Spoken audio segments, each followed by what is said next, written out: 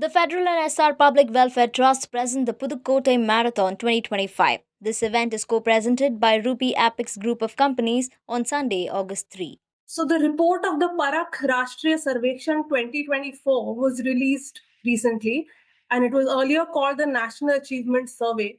It was conducted by the NCRT under the Ministry of Education across 74,000 schools in 781 districts. It's assessed over 21 lakh students in grades 3, 6, and 9, which is in line with the National Education Policy. Now, the report has shown what it calls learning gaps among school students, particularly in maths across grades. So, let me start by asking you, Sudha ma'am, what do you make of this survey and what are your key takeaways from it? Yeah, this is a very robust national assessment based on competency and aligned with NEP 2020 to track the progress and to know the learning trajectory of our children at the end of foundational stage, preparatory stage, and middle stage. Because these exams or assessments took place for the classes of 3, 6, and 9. So basically to know, and this is very data driven. When we collected the data, then it is very, very beneficial for the policymakers to make pedagogical strategies, to make changes in the teaching learning methodology, what we are following. Basically, it is not individual child's report card, but it is where the school stands. While conducting this assessment, they also collected contextual data like people questionnaire, school questionnaire, student questionnaire, through which they try to understand the ambience, culture of the school, the infrastructure, student empowerment programs, how well the teachers are trained. So a lot of data they have collected while conducting this assessment, which I also as a coordinator, and I was a center also for this exam, so I could find that they are trying to be to provide equitable and inclusive education framework through this assessment to know countrywide where do we stand. But saying that, there are a lot of limitations and challenges also. The sample may not be that inclusive, the collected sample. Ma'am, I was thinking we could, come to that definitely. later. So right now we can just maybe talk about the data itself. And because there is a lot to talk about the way in which it was conducted and, so just, I wanted to know from you just about the results. What are your key takeaways from the report itself? So, at the foundational stage, they found that foundational literacy performance has improved, but foundational numeracy is not so encouraging. At the foundational stage, only the skills, foundational skills were assessed. So maybe literacy is language and expression, and most of our teaching learning methodology or the way the children express the literacy, reading, writing, listening may have improved. But one lacuna we found out that children have a phobia for maths when they grow up. That's because we do not talk to them mathematically through numbers. So after that test report, I have made a little change that while we narrate a story, also we have storytelling session for foundational stage, but it is always a story having a moral value, a skill, or children enjoy it. That's all. But if I tell a story in terms of numbers, then the children are able to process the number, maybe data analysis, maybe the pattern, all these things will come in a fun way. So that's why there are a lot of changes which have been incorporated after the result came out. In my own school, I have done that. Storytelling, mathematics, right from foundational stage, we have started storytelling through You numbers. also think that, right, from like you said with math, at least the data what it shows is that students really struggle with applying percentages to real life or fractions. Do you think it's also has to do with the way maths is taught in schools? Of course. Lot depends how it is taught. It is not fraction decimal. It is simple addition subtraction. You'll be surprised to know that 369 class 6 children were not able to do basic mathematical operations. So somewhere there is learning gap, huge gap. When you meet people and they say that every other subject the child is scoring more than 90, but in maths it is always 71, 72, means that 30% learning gap is continuing. We have not taken care of that. So this learning gap can be identified and we can breeze that. So it's a reflecting lot for the policymakers and the school administrators also. Okay. Prachi, you work more on language, the language side of things. And this, comparatively, I would say that the results show that children are performing better there. So how would you see this survey report? So, one, it's very interesting that, the new survey results have come out. I have certain worries, One, when we have such a large scale survey, inevitably what happens is, we end up ranking states, we end up ranking schools, we end up ranking districts. And I'm not sure how much of that is really helpful in terms of improving pedagogy in the classroom. That's one thing. It's very fascinating to see that FLN, or foundational literacy and numeracy, has itself become a subject. So it's a little sad that schools have become language, and not just language, actually, really. The whole idea is that we've reduced language learning and literacy and mathematics to just numbers and understanding of numbers. So a lot of times I've seen that students or children are taken out of the classroom and the school becomes a kind of FLN kind of lab where separate classes are being held for foundational literacy and numeracy, that there are FLN manuals and FLN is being taught as a kind of separate subject. So I'm not quite surprised if results show that children have improved in their foundational literacy because so much of it is being taught. But I also feel that when the survey says that children are not being able to make meaning from text, they're not being able to arrive at conclusions, inferences, and the survey has pointed that out. We are not teaching that. There's so much focus on FLN. There's so much focus on teaching children accuracy, decoding, fluency, but the joy of reading, the joy of experiencing a book, making sense out of it, making meaning out of it with the help of the teacher, with the help of your friends in the classroom, not much of that is happening. What is being valued actually is the child's performance, and the child's performance on tests and on all these large scale testing, but the joy of reading, the pleasure of being involved in a book with your class, with the teacher. So how is the child going to be able to do that when you test him in an exam? And it will all come down to once again preparing the child for a certain exam. Sudha ma'am, I wanted to ask you, like Prachi was mentioning, that this kind of a survey invariably creates competition between states and districts. So, we see that in this survey too, Punjab and Himachal Pradesh are consistently in the top 5 best performing states across grades. And states like Meghalaya, Mizoram, Tamil Nadu, they're really falling back. So how do we make sense of this kind of data? Yeah, I agree with Prachi ma'am very well that it should not lead to competition amongst states. Who is doing well, who is not. This should reflect significantly for the policy makers or the school administrators, whether our pedagogy, curriculum, and teaching learning practices are standardized or not. Regarding Punjab and Himachal Pradesh, they are at the top. Even we also got surprised in Delhi. Our performance is, though it's not at the top, but we have fared well.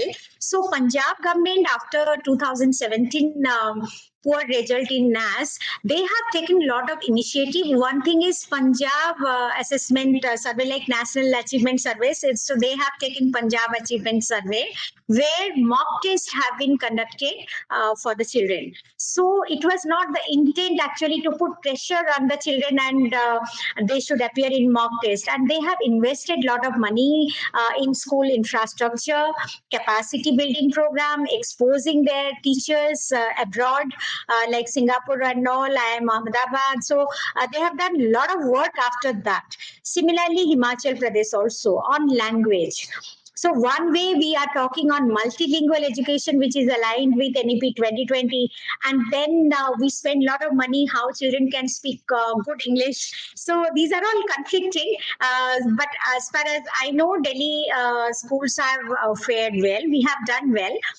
But regarding Northeast states, Tamil Nadu, as it is mentioned on the dashboard, if you see, you find that Tamil Nadu as the bottom of the things. This should not be reflected that way. So it leads to unhealthy competition and leads to political repercussion also. So that's why, in my view, children should not be pressurized, and in turn, then parents are also putting pressure on children. It is not child's report card; it is our very system, whether it is effective, whether it is working well. So it gives us a lot of contextual data, as I told you. The school's progress, the school's culture, climate, all those things, ambience of teaching, learning, all these things it is reflecting. So instead of unhealthy competition, if we can just conduct this exam and use the data, use the evidence to improve our learning trajectory, it would have been better. Okay. Prachi, I wanted to ask you as well whether you think, do you think there's any importance of a national survey at all? Or do you think it should completely be, is it a completely futile exercise? Or do you think that a survey like this has some importance at least? And how do you think is the best way to assess, or not, I would not say assess, but measure student knowledge and whether they are learning or not? So I'll come to the first part of your question in the end. But let me say that what are some of the big drawbacks actually? So a large scale sample survey, like I said in the beginning, it ranks states, it brings in competition among states, who's doing better and can we kind of catch up. It brings competition among schools. In many ways, it also demoralizes teachers and students. The other aspect is that it becomes high stakes. Okay, so already the NCRT, the government is talking about what are going to be takeaways, how are we going to change things on the basis of this survey. So it becomes high stakes. So a lot of big decisions will probably be made on the basis of this survey. And that is always problematic because, as Dr. Sudha also mentioned, that the survey may not be inclusive. MCQs have tremendous limitations in terms of measuring student knowledge. Just to give a very tiny example, the survey talks about focusing on stories and how children make sense, or how children make meaning from stories. But an MCQ will not be able to really measure if a student really enjoyed a story. MCQs often end up actually really measuring what children are not able to do, rather than really being able to capture what children are able to do. Okay, so that's one thing. The other thing is that I feel that perhaps small assessments, or when the RTE came in, it focused a lot on continuous comprehensive evaluation, as Dr. Sudha mentioned. So a greater emphasis on that, on involving the teacher. Increasingly, I think in a teacher education program, I know how my students struggle as teachers, how challenging it is to be a teacher, to manage the diversity in a classroom. All such surveys, because they focus on learning gaps, they end up blaming the student, they end up blaming the teacher. and we are not really looking at how, as Dr. Sudha mentioned, they also end up teaching to the test. So schools are busy preparing their students for the NAS test rather than really teaching them how to make meaning. Okay, so we will end up making the NAS another subject because there is competition. There is competition between states. There is competition between districts. There is just district-wise data. There is school-wise data. So we will end up pitting those against each other. I feel a better assessment of students' competencies has to bring in the teacher, has to focus on improving teacher capacity, teacher abilities. Keeping in mind that really our government schools are very, very poorly resourced. Okay. So can we improve that? Can we bring in more access to actually mathematically and linguistically making students more rich, focusing on meaning and giving the teacher more breathing space to be able to do that? I'll just ask Sudha ma'am, are there any final thoughts you have on this? Anything related to this? Yeah, so I don't think, like Prachi ma'am was saying, any large scale standardized measure will really track the progress of a child, or we can really map learning trajectory of our children. It has to be continuous. By the time we really master the CCE program, it is gone. Similarly, the holistic assessment has come, and now this is, I think, fourth year I'm handing over HVC to the parents, and it is beautiful. Parents are working as partners in my school. They are coming inside the classroom, part of assessment, part of teaching learning. So if that kind of but it has to be standardized throughout the country. We have schools where class 1 to 5 sitting in one room and one teacher. Recently, we have seen on social media that 220 students with one teacher is struggling there. And that too, some of the schools, one teacher, and that teacher has substituted some random person just to put attendance. So if these kind of teaching learning will go on, then I don't know if large scale standard assessment will really reflect something. Otherwise, theoretically, it is data driven, it is evidence based, it is done for private, government, all kinds of schools.